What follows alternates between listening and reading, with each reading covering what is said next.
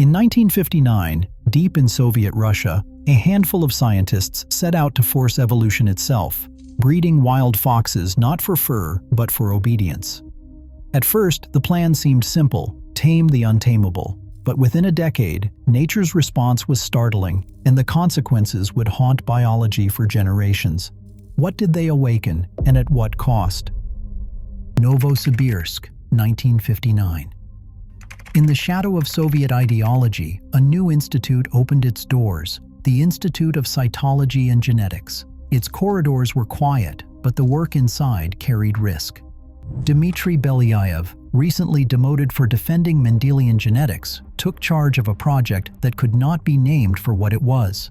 Genetics, under Stalin's chosen doctrine, was a dangerous field. Lysenkoism, the state's official stance, declared that environment shaped life, not genes. To challenge this was to risk everything: career, freedom, sometimes life itself. Belyaev's solution was simple on the surface.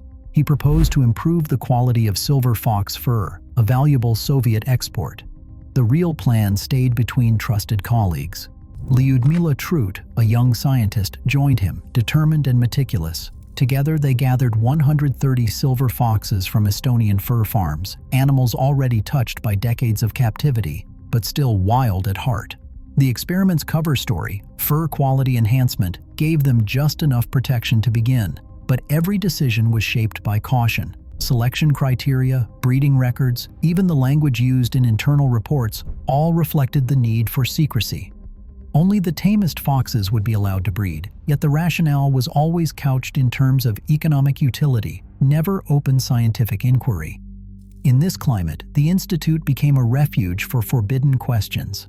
Every generation of foxes offered a new chance to test the boundaries of biology and ideology.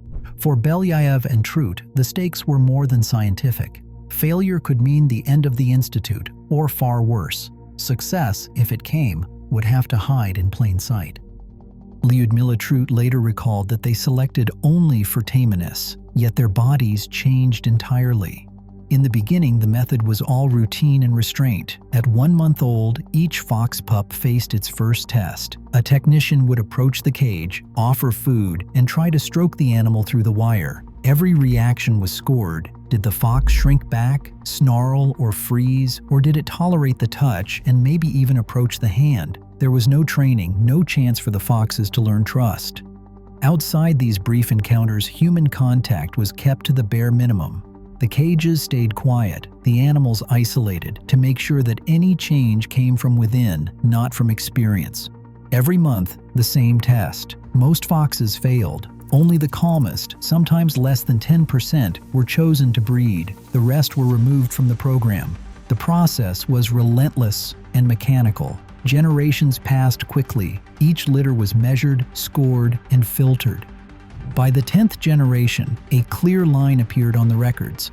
Something was happening that could not be explained by fur farming or simple habituation. The experiment's timeline filled with notes: new behaviors, softer eyes, the first hints of tail wagging. But it all traced back to these monthly tests, one decision at a time, repeated over and over, pressing the population toward something new. The cause was simple: the effect is still unfolding. By the 10th generation, the records began to fill with behaviors that no wild fox had ever shown. Handlers noted foxes pressing their bodies to the front of the cage, tails sweeping back and forth in broad, eager arcs. Some pups whined or barked softly, eyes fixed on the human face, as if waiting for a sign of approval. When the cage door opened, a few foxes leapt forward, not to bite or flee, but to nuzzle a gloved hand, seeking touch, not escape.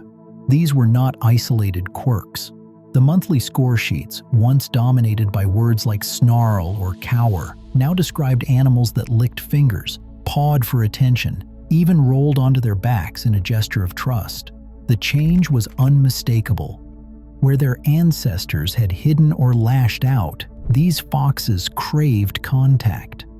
The laboratory, once marked by tense silence, began to echo with the sounds of animals greeting their keepers. Lyudmila Trut wrote of her first encounter with a tail-wagging fox. It was a moment of wonder. The animal looked at me as if I were its friend. For a project built on caution and calculation, this was something that could not be measured, an emotional response both unsettling and astonishing. The foxes were not being trained. They were not learning tameness through repetition. They were born with it, and with each generation, the behaviors grew stronger and more consistent. By the 10th generation, the experiment had produced animals that behaved less like wild creatures and more like companions. The boundary between the laboratory and the home, between science and affection, had begun to blur. Within a few generations, the changes began to show not just in how the foxes acted, but in their bodies.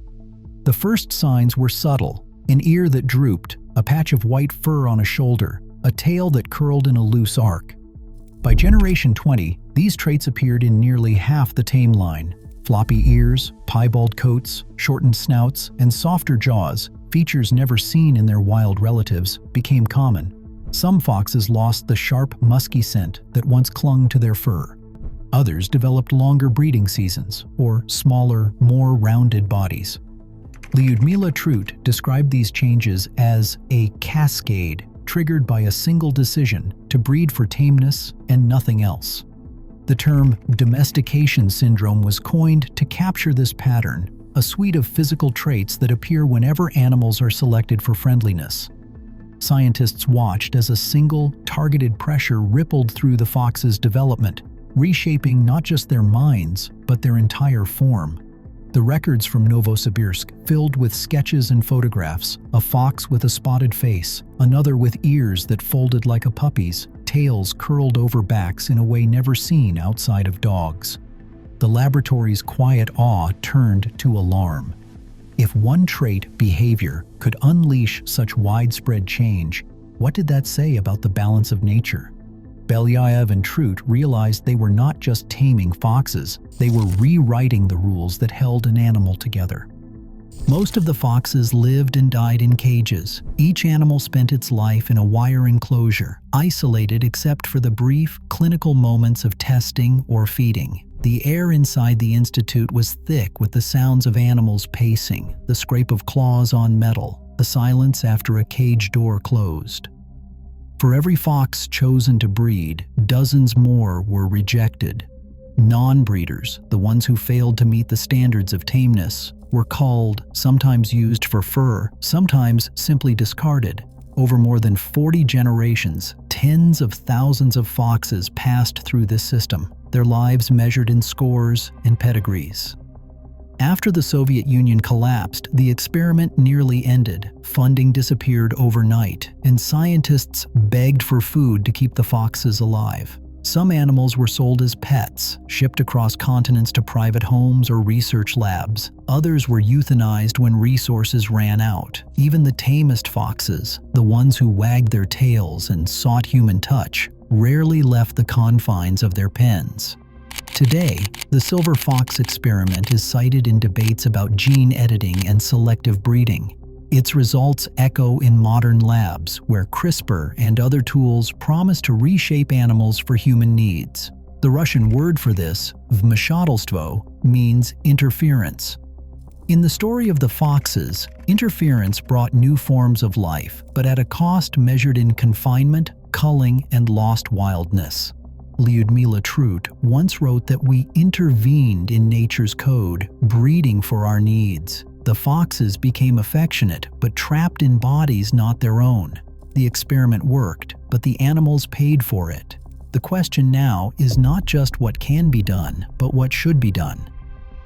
Genetic engineering now moves faster than ever, yet the silver foxes remind us, a single human decision can reshape an entire species. As we edit DNA in labs worldwide, one fact remains. Nature's balance is fragile, and the cost of control is not always clear. What boundaries will we cross next?